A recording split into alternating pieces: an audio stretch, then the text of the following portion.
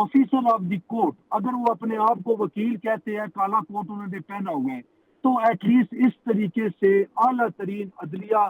के रूबरू बेंच पे अगर इस किस्म की अगर प्रेसिडेंट सेट करेंगे तो ये नाकाबिले कबूल है। ठीक, इसको बिल्कुल माफ नहीं किया जाना चाहिए। बड़ी इंपॉर्टेंट बात है कि अगर आप माजी करीब में जाएं, जी, जब ये 63A का बेंच बना था तो उस वक्त के सुप्रीम कोर्ट बार के प्रेसिडेंट, 6 सदूर सुप्रीम कोर्ट बार के, पाकिस्तान बार कौंसिल के 9 मेंबर जिनमें इत्तेफाक से मैं भी शामिल था, जी, हम जनाब जस्टिस उमर साहब बंदयाल साहब की सरबराही में ये केस शुरू होने लगा तो हम चले गए। हमने जाके उनको रिक्वेस्ट की कि जनाब मेहरबानी करें कि जो बातें बाहर चल रही हैं बेंच के हवाले से और इस अदालत के हवाले से, तो हमारी ये जॉइंट रिक्वेस्ट है कि आप मेहरबानी करके फुल कोर्ट बना दे ताकि ये मसला जो भी फैसला आपने करना है, जी, फैसला सुप्रीम कोर्ट ने करना है, हमें इससे कोई तल्लक नहीं है कि आप पीटीआई के हक में करेंगे, नून के हक में करेंगे, जिधर भी करेंगे, लेकिन इस अदलिया के इदारे के लिए इसकी तो बेतौकीरी से बचने के लिए हम ये कह रहे हैं कि आप करें।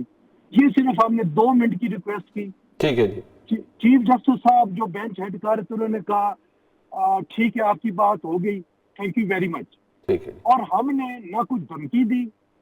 ना हमने कोई आगे से कोई जवाब सवाल किए, वोट ऑन किया और वापस आ गए। शाम को बैठ के आपके चैनल्स पे हमने कहा जी हमने तो रिक्वेस्ट की थी, अब नहीं मानी तो उनकी मर्जी। बिल्कुल लेकिन ठीक, जिस अंदाज में इन्होंने किया है ये आज, मैं समझता हूँ कि इंतहाई कंडेमनेबल है। जिस पार्टी से भी इनका तल्लुक है, लिविंग असाइड दैट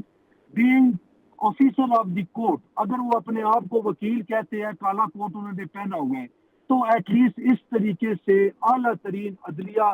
के रूबरू बेंच पे अगर इस किस्म की अगर प्रेसिडेंट सेट करेंगे तो ये नाकाबिले कबूल है। ठीक। इसको बिल्कुल माफ नहीं किया जाना चाहिए। जो अली जफर साहब से पूछा गया कि ये अगर तमाम बाकी जजेस बैठ जाएं तो चीफ जस्टिस फारिग हो जाएंगे, और उन्होंने कहा ये मलिक असद के केस में पहले भी हुआ है, क्या आज के हालात के अंदर ये हो सकता है? क्योंकि बहुत सी चहमगोइयां हैं कि जी बाकी जज साहिबान बैठ जाएंगे और ये बेंच फारिग हो जाएगा, क्योंकि तासुर ये मिल रहा है कि ये हुकूमत को बेल आउट करने के लिए 63 को फौरी तौर पर रिव्यू इसका डिसाइड करने के लिए सब कुछ किया जा रहा है। तो क्या ऐसा हो सकता है कानूनी और आईनी तौर पर कि तमाम जजेस बैठ जाएं और इस बेंच को फारिग कर दें?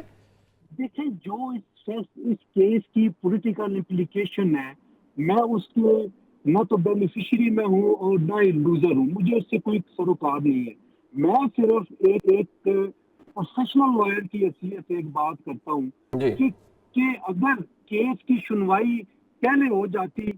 शुरू में, उस वक्त भी ये कहा गया कि टाइमिंग ठीक नहीं है। छुट्टियों में जब बात हुई उस वक्त भी कहा गया टाइमिंग ठीक नहीं है, और आज फिर ये बात हुई कि टाइमिंग ठीक नहीं है। देखिए, टाइमिंग किसी केस की भी उस वक्त तक दुरुस्त नहीं होती जब तक दोनों में से कोई एक फरीक का वकील चाहे कि जी मैं वो अवॉइड करना चाहता है और दूसरा फरीक चाहता है कि नहीं जल्दी हो, और हर दूसरे केस में दोनों फरीकैन की तरफ से ये चीज आती है कि एक फरीक डिले करना चाहता है, ठीक है जी, और दूसरा फरीक उसको। लेकिन अली जफर साहब जैसी शख्सियत ने अगर ये बात की है तो मैं फिर इंतहाई माजरत के साथ ये अर्ज करूंगा कि ये भी बात रेब नहीं देती कि क्या हम